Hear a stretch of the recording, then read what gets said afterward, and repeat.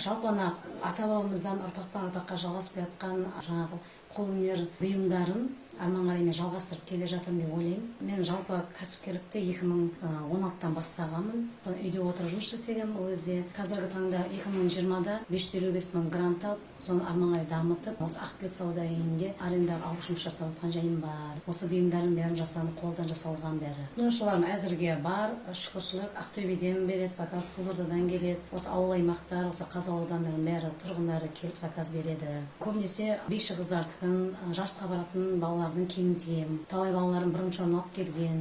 Осы қолөнерім арқасында аудандық, облыстық қалаларында жаңа қолөнерімнің арқасында осы көрмелерге қатысып әртүрлі марапаттар алдым.